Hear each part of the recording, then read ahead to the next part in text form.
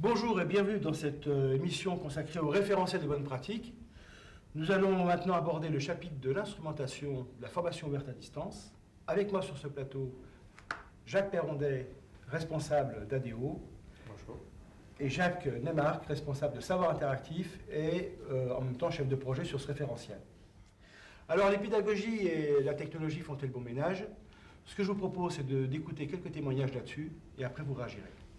Bon, il y a les technologies qui interpellent fortement, plutôt les financeurs d'ailleurs, qui pensent globalement que les technologies sont des solutions pour résoudre des problèmes comme la distance, comme la dispersion géographique, comme la rareté de l'expertise, etc.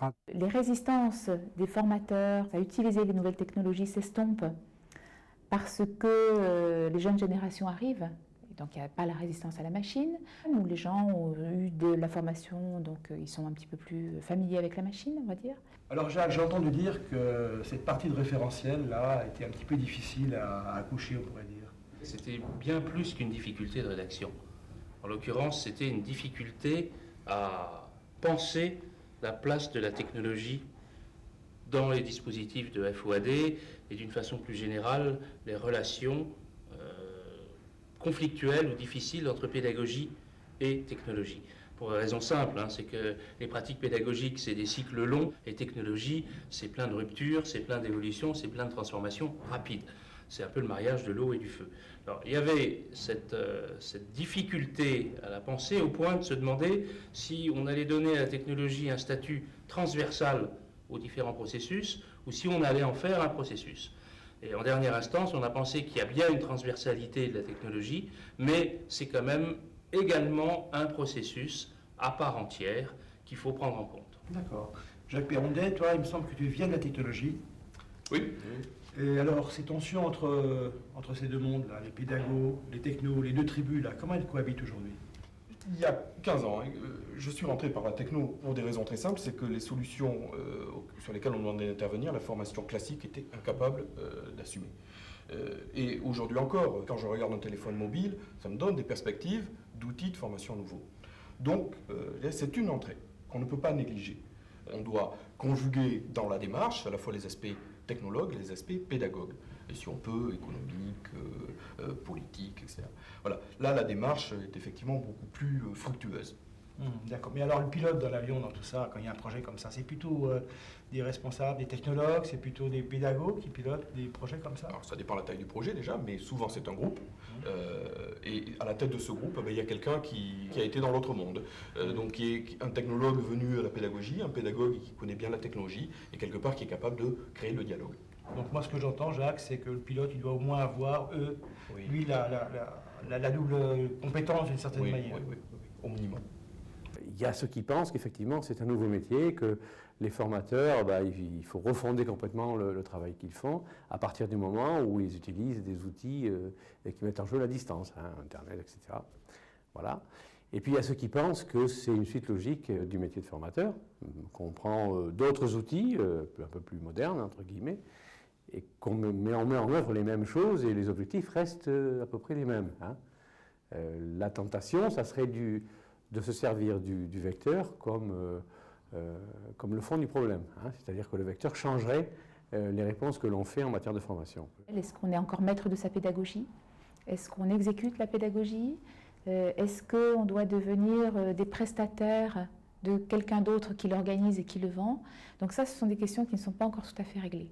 Très souvent, l'introduction des nouvelles technologies a focalisé le débat sur les tuyaux, c'est-à-dire les outils, les compatibilités d'outils, les équipements, les infrastructures.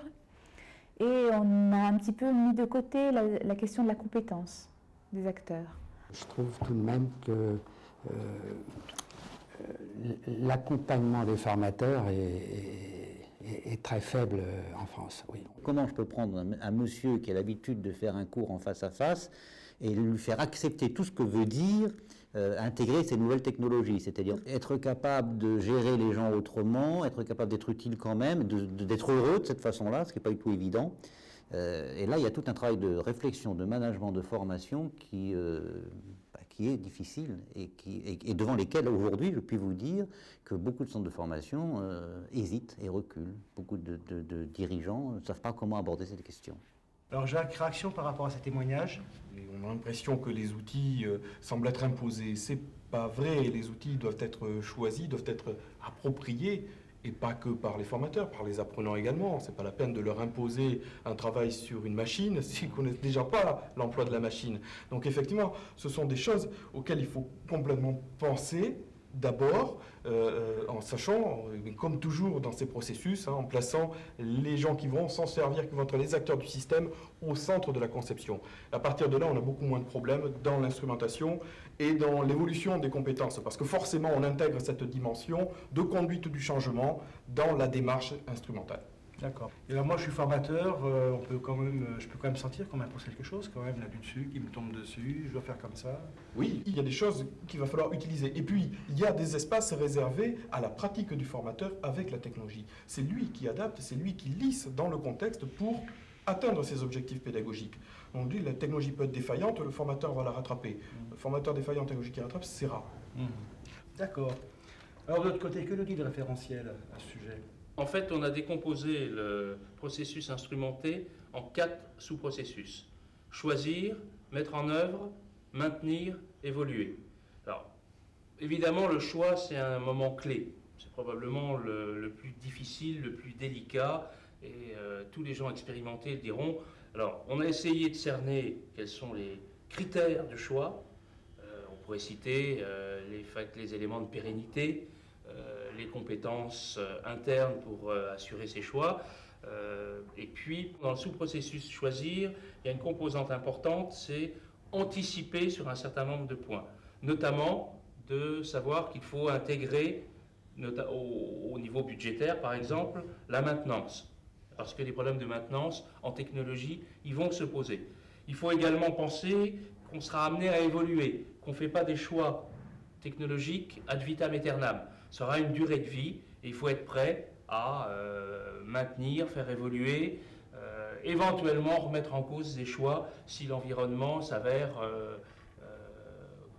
différent de celui qu'on avait imaginé. Deuxième difficulté pour conjuguer, tout le monde n'est pas forcément d'accord pour le faire. Certains disent que la techno est là pour servir la pédago. Regardons.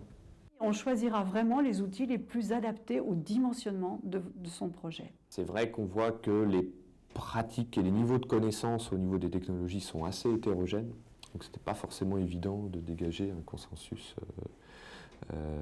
Bon, cela dit, si on pouvait résumer, tout le monde est d'accord pour dire que les technologies, mais bon, ça c'est un peu la tarte à la crème, mais c'est peut-être bien de le rappeler, les technologies sont là pour servir la pédagogie et pas l'inverse. Les choix technologiques, les choix d'organisation, les choix d'infrastructure doivent être conditionnés au projet pédagogique qui est derrière et à ce que l'on veut faire. Et que au moins l'un des impacts des technologies en formation et de la formation ouverte et à distance d'une manière générale, c'est de faire réfléchir à ces modèles pédagogiques. Alors Jacques, ces témoignages, qu'en dis-tu?